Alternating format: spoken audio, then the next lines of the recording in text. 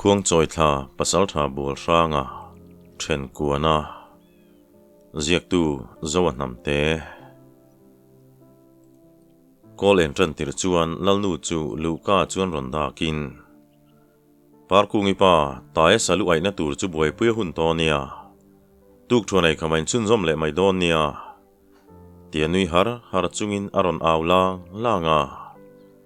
lal chuan hoi chuakin an hoi kual vela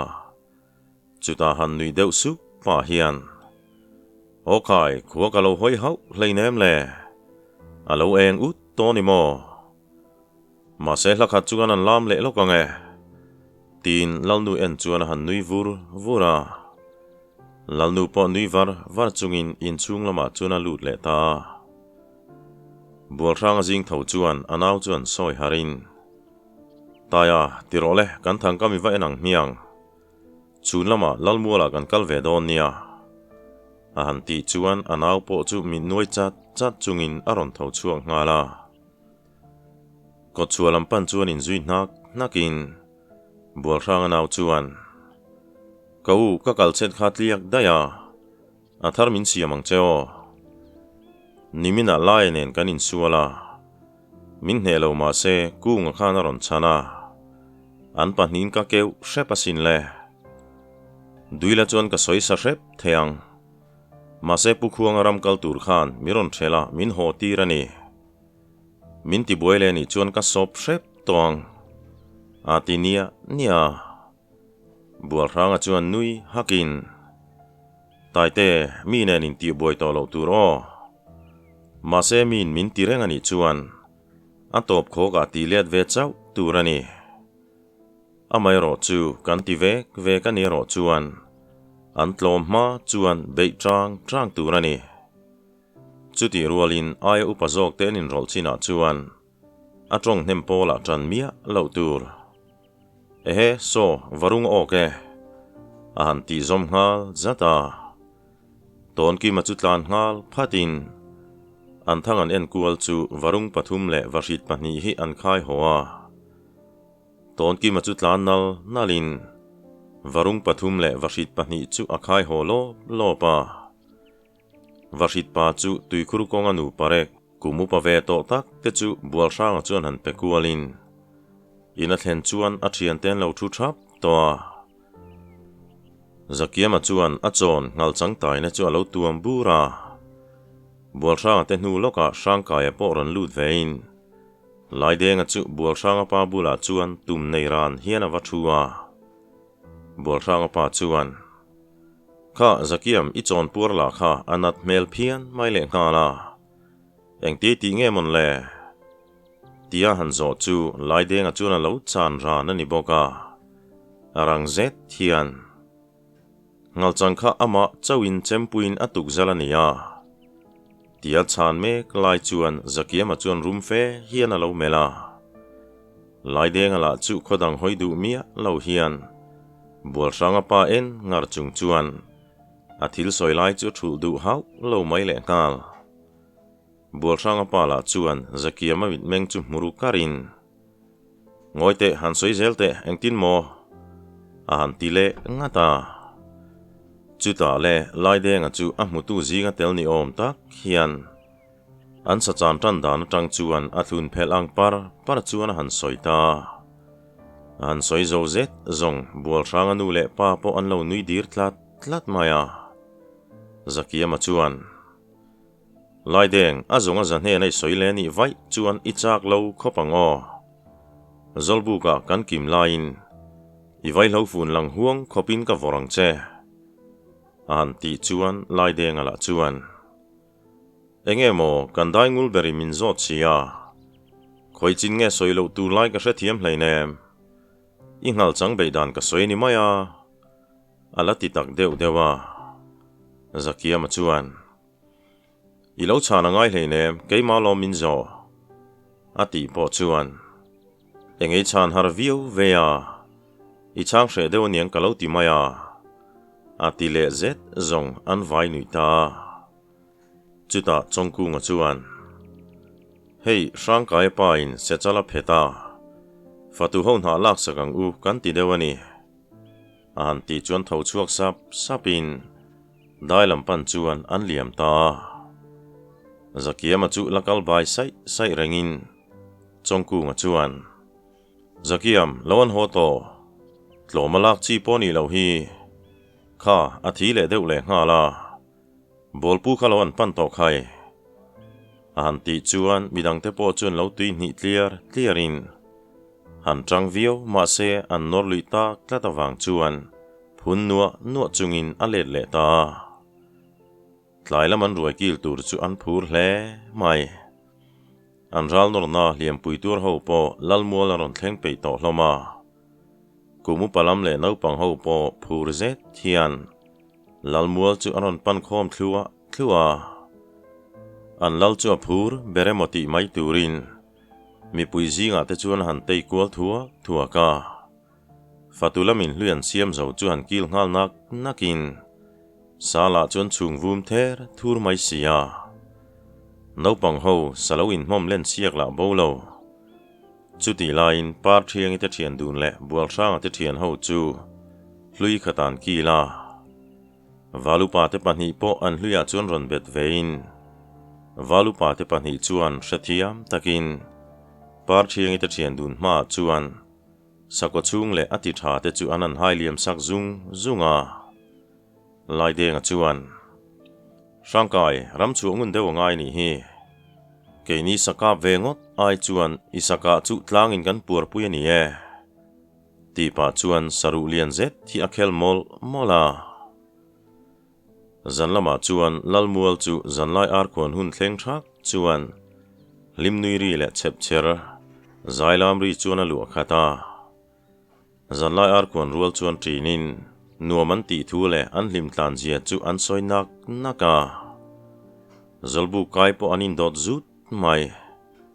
bual ranga chu khuan ma sa don ruaya chuan thom dim zetin amun na chuan ron tol lut da lai denga chuan rang zetalo khan pa hian parboy tinan tong vai der vela bual ranga chuan run hle mai amal puya chuan lo piai ngekin ngoi reng chuan lelam hoin ain lukhup ngala Zakiam ero chuni khur churin bual ranga chu chelo chang lo chuan amutlat mai sia valupa sat phunga tho chuak chuan nui sukin nilu lang du to ti po chuan tlangwal ho chu tuma la tho lovin then khat chu an la hnar tluka bual rang ron tho chuan en chuan bo bel chu thom dim taka bo liamin in lampan chuan an liam ve ngala tractor ama tumpang so ron kai se ka tingot mai an phet lei thelo ni mela I ho chuan kan phet thei mai o masin mo kan ramwal hi si le ngo that ve nen hian tumpang le sai hi aron kai du maleka ipan thangkim nana ka ba kha kan ramwala hian an hnu zeu bok an hmule ngai talo chu ni hi an ti sap chuan bual rang chuan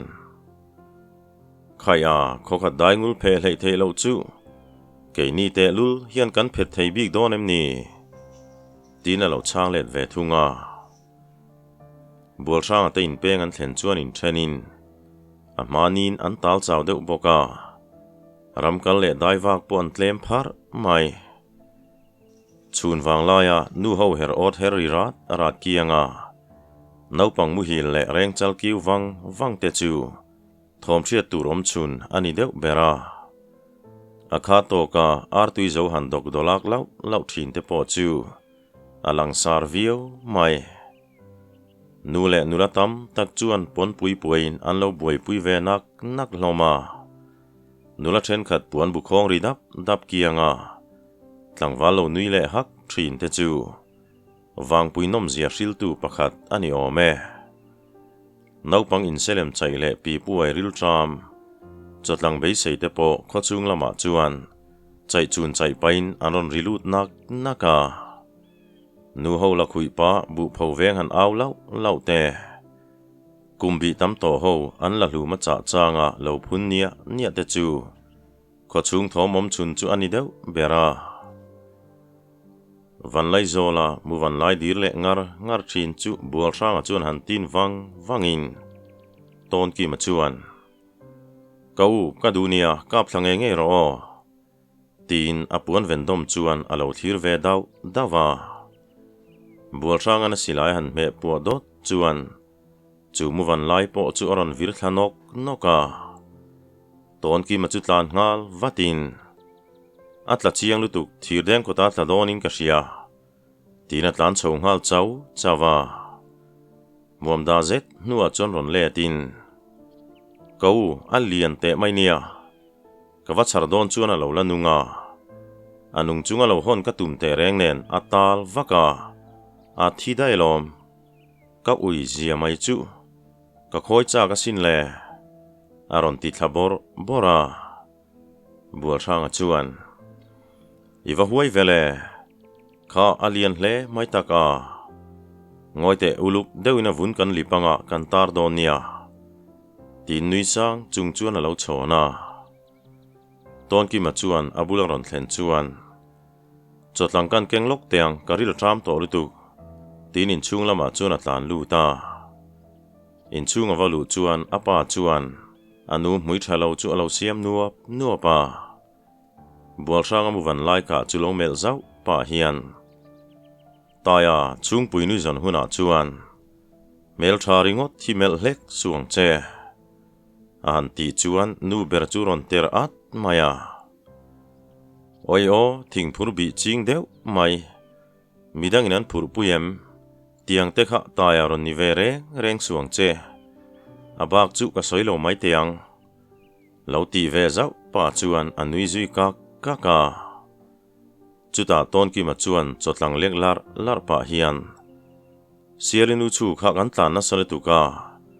ka ha tim vek mai ka choi zong pon ka ha za vek theni alo ti ve nau nawa chutian rik nak lai chuan naupang pathum savave ti hriat deuh mai hi man mo tak chuan an ron tlan lu ta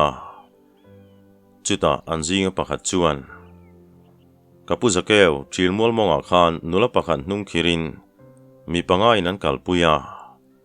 kan bi tharenga kan khomi ni po kan hrelo ma se trap char mai tian soi chuan bual sang le apa chuan an silai le man rodang te la in man mo zet chuan thilmol lam chuan panta an chua pa chuan pasal tha zakeu chuan tikhan lal le upa te an thril ula kan liam to thu hi in lo hril bok don nia tin man mo tak chuan an tlan ngala naupang ho po chuin then darin valu pa te in lam le lalin lam pan chuan man mo zetin an tlan dar hama bual sang te pa fa po ngoi rengin ngothing thel kara chuan an liam puata naupang ho soina mun an juk thlen chuan nu man han bi chianga triau dup deuh laia chuan nu lo chiar dup mai chuti me klain lalina chuan valu pa te pahnih chu man mo zet thian an ron kaya lal chuan kan chin hriatain an hmel viau maya rang takin tlangwal kho mula kan pasal tha te pa fanhu hi sat phunga ho khan zui sela vommanai ro khachu khuwa engemaw thula tan lo omangai nia an ti chuan valu pa churang taka chua le ngalin tlangwal som vel zet khomin silai fung om ang chu aken tira thilmua lampan chuan man mo zetin an liam ve ngala bual sang pa chuan taya mi paruk vel an ni karinga an la thleng hlalo topang le mei chedu lo chung kalpuyan ni chuan an kalchak thei meu thin lo ania kan thomero kan dim deuh chu ngai don ani he tina an phun sapa chumin hu chuan an hu zui chuan liam le ngalin koi thum vel an liam nu chuan si puiram lama chuan ain her reta zakewa chuan ru ngatin kan si pui ho bokan ni vai chuan apoi khopang an khuwa kan kai to nge turani ati sup reng maya chuti lai chuan an malama mei chatre that tho man thria chuan in mel zau pa chuan an lampanin an tlan ta mual chu akwal zong ve tin chu mei chia chuan ka du lo in ten om lutu min ho tira ni lo point ka pa hne na tlan su min phut mai don nia khonga in min khoi lo sham teu tilom lom rin riat chuan an man mo hle mai mualan ve chua don lai chuan an thlang ruam mun zol lai a hian lalfanu ti ria takin hung khirin poi pathum le lusei pathum hian an lo din huala poi pakhat chuan lo din chilin anau tram tleite chu alo khoi sak nok noka bol sanga pa chuan taya poi silai keng a hla zo khu ka tumanga a hnai zo khi nangin lo tum don nia tin asilai chu an tin ko ngala pasal tha za ke wa silai pu dot rual chuan bol sanga silai po apuak ve ngal dop mai chung poi pani te chuan hlom hal to maya midang po chu au thatin phen turan zong ngala an jinga pakhatin nula chu sa tuma abana le kang le chia ti chuan bol sanga thal phang churon dok chua zokin aban bultlang zok khop chuan han thila atuma thul chiang hle mai chuti me line valupa te ho po chuan an hnu churon bi zelin an ma fin khat vela silai puak duran riat chuan an rilru man mo hle mai valupa chuan kan tlai hlau dange tiam ma hruain adok puat maya tlangwal ho po tang treu chungin aron lim ve puata chuti line bol rang ate pa fa chu chulai mun faya chuan thalngul kuai chungin an chuk thlata poi pa chuan akut le lama achem tla chara han tum chu bol rang thal phang chu dok chuak zokin akut chu leya han kil chat mai zong chu pa chu ate rong maya bol rang chu nula bula chuan vading chatin nula tuna chu ni him toe lau reng su lungding ko tui tlan kan ni e kan hnung lama khan lo om la aron che chuak lo sha mang che tian sil mol lai chuan nung lama tanga silai ron puak dur chuan an chak thing phe na tanga thalngul ron kuai mek chuan hnol hlom nok maya chuta valupa sat phunga o nge mai chuan tu ma kha che to su silai phung som ko mor hian a mai hau don lo cheunia aron ti chang at maya bol rang ate pa fa po chuan tho hakin bol rang a potle main tha dul devin nulan phur na chu an zai chat mola nula chuan bor puilal fanu kania he poi pasal tha hian palai ron tir towa kei chuan lusei ni lo runa loi ka du lo thu lo shilin si pui khuate punin ti hian min ru chuak ta ni tin bol rang bandom chuan in sut lapa bol rang chuan dim taka adara chuan lo domin ekhai tuna chuan him toe eng ma hlau turom to lo ania ati me klai chuan tlangwal te chuan an mi man pathum chu lo phuar molin chuti line an hnung lama tang chuan khaya pasal tha khau nge zong khalin har hle mai ti thoman thia chon hoi ngal thotin bor pui pasal tha suak mana chu aron lang lola lalfanu lauturom to hau lawania hei pasal tha zakeo te pa fabula kanom toa uzakeo engtin nge mai lo ria jok le tian en he ho chuan pasal tha zakeo chuan no pang savave khanan muwa ron tlan ho wangin miron shilani tlema kan tlai lo chau chu ni hi an ti chuan suak mana chuan an mi man telam chuan enin pasal thazai dam beramain tong chu in van nei hle maya keini hen ron nang cheu ni ngatila chuan tu ma kan zu alawang cheu ti ngal pa chuan ameng dur ngal khap maya chuta pasal tha zakeo chuan pasal tha hei zanin chu kan kholamin riawangai mel ve tinan som khomoi pa suak mana po chuan tê reng mai kan lal fanu po hi a chaw lu tuk dange in lal po a mai za omalom le tlangwal hei zat kan lal fanu le kan khotan in pen chua kania lom thu han thil ve hrim te po ka duwe tina lo chang vata an pasal tha te pahni le lal fanu chuan ma hruain bual sang le tlangwal ho chuan nudol pain an mi man te chu an choma valupa le tlangwal pahni chu alaya chuan kalin an thin rim chu anin ro sabal bal renga zanria barma deuh chuan khua chu in thir lutin kho chung mi te chuan an en duin thu chiang hria chakin lalmual chu an hnung dewa chuan aron pan ve dula lal le upa ten an pasal tha ten ron thleng ti thom an hria chuan luka chuan aron ding chuak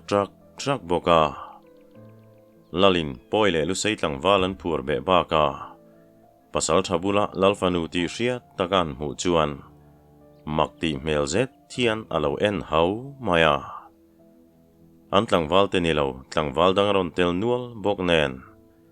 an mel chu zo na hlir hian a khat hloma pasal tha zakeo ten lalmual ron thlen chuan zakewan an lallaman hoi ha lai chuan lal chuan pasal tha zo na hli rin kan khatani inchin min thil turin nangron kai ngal mai te alo ti chuan zakeo po lallu ka pan chuan a chove ngala mi puilam hoi chuan an ding rem devin naupang savave in thun ron thlena tang chuan han soi tana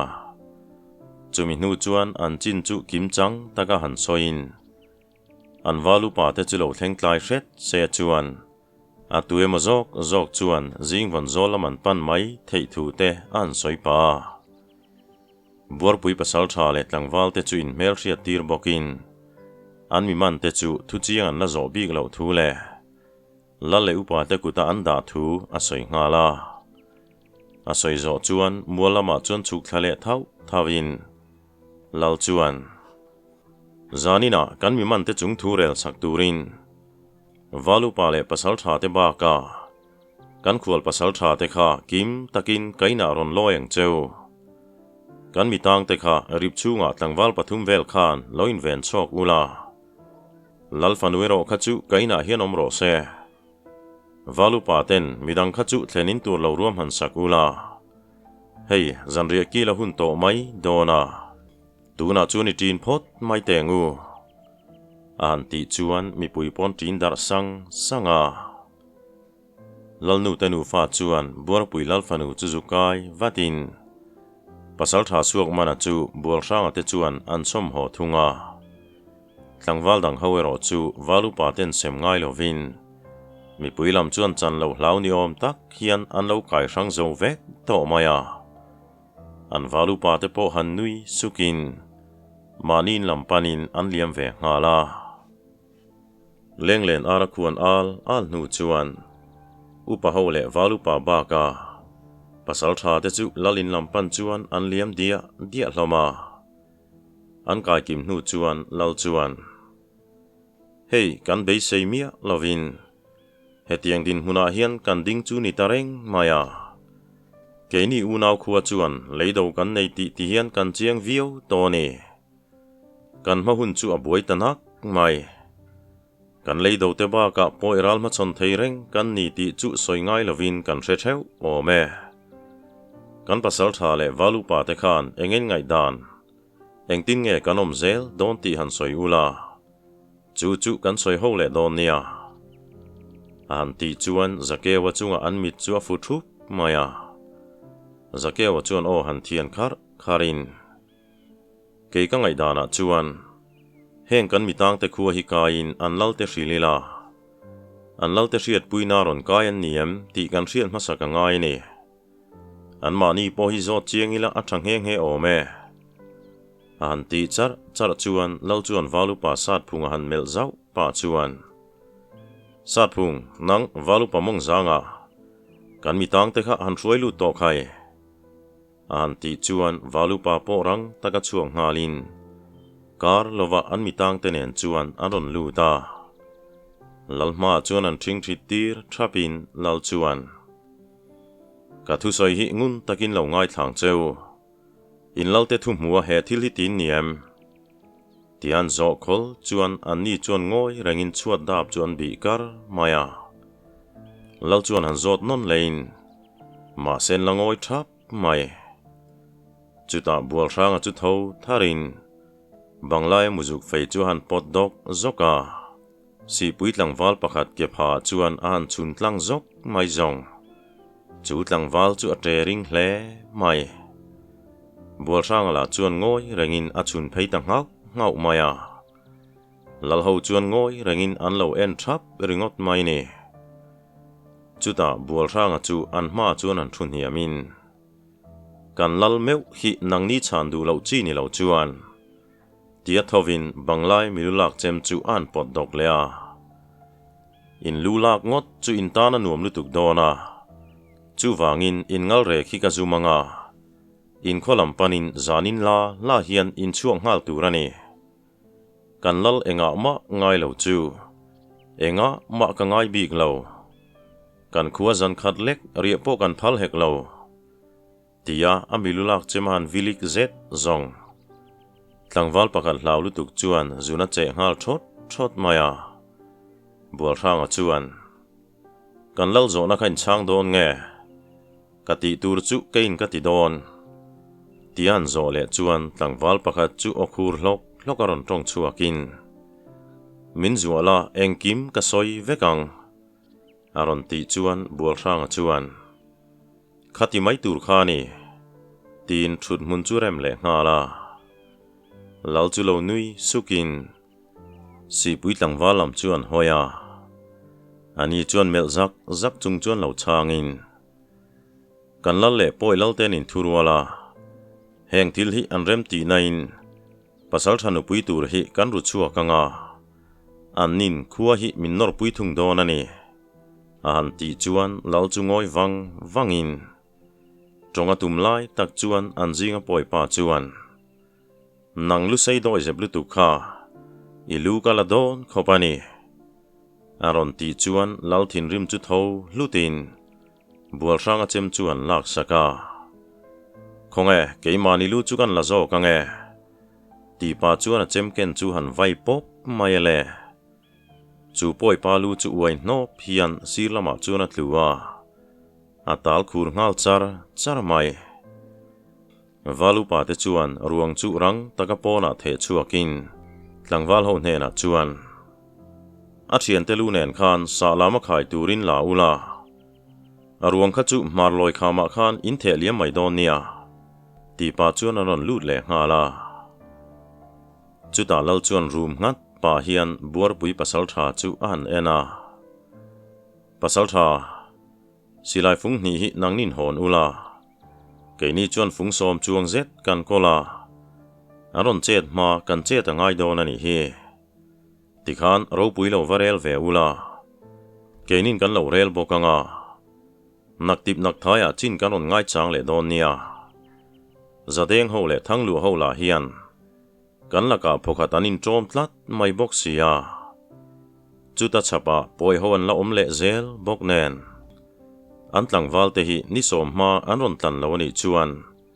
an lu kan lamang tin palai kan lo tirange tin an ril chara pasal tha suak mana chuan silai chu la hre hle ma se in khota na tula tuna silai phung thum chau in kolania lawat maite ati tlat ta ka chuan lom le in thlashung takin ala tange ngea lungding lal le ami te an chunga that zia han ngai tu neu nevin an lal nen thlen hlan chu anga khlel hle to mai atu ka si puilama kal tur chuan bual sang te thian ho le upa buanga chu an ruata zanria te ngai dona wangin vartriana chuak turin thu chuan pot chatta valu paten tlangwal dang te chu zolbu ka lo hril turin an ti boka leng ho ar khuan ma deuh chuan thinin an mi man te chu chua pa chuan valu pa te chuan an chom chuak boka bual sang le pasal tha suak mana chuan rip chunga khung puin zolbuk lampan chuan anin zui thlata nak hloma cung i tein zon an thlen chuan lai denga tong lang kara nui hok dot khopa tlangwal nui rian riat chuan bual ranga chuan lai denga soitur chu hra thiamin tu hriat thiam lem lo chuan an nui haka si puilam kal tur chu kot chua chuan in ngak khomin lai denga chuan hnung beraron thleng lea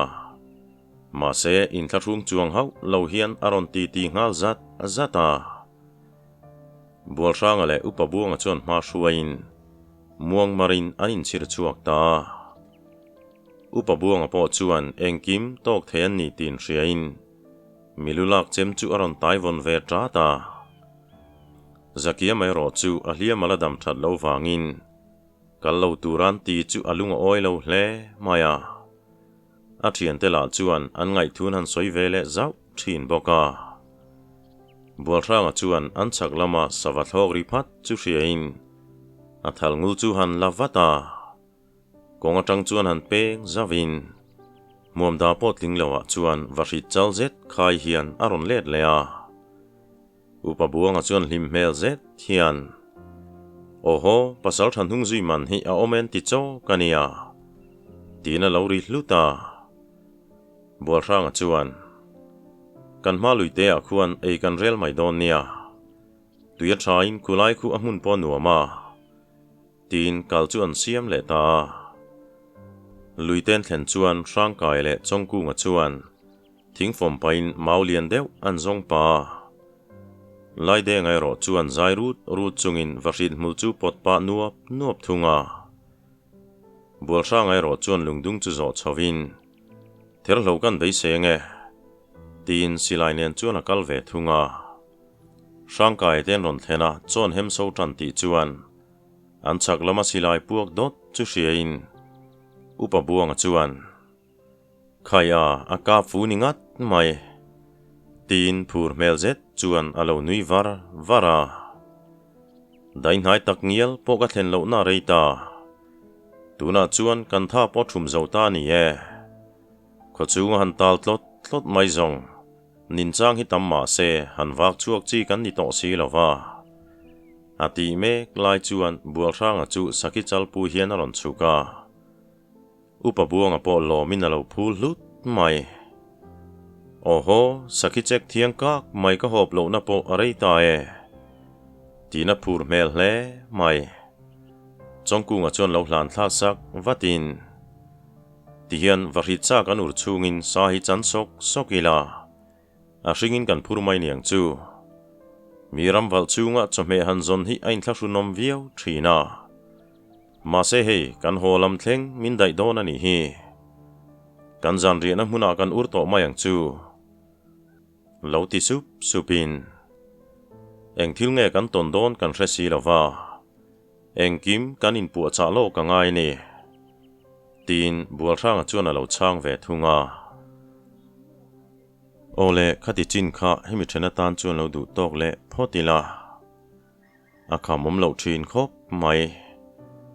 nak tu zan lama kan chun zom le don nia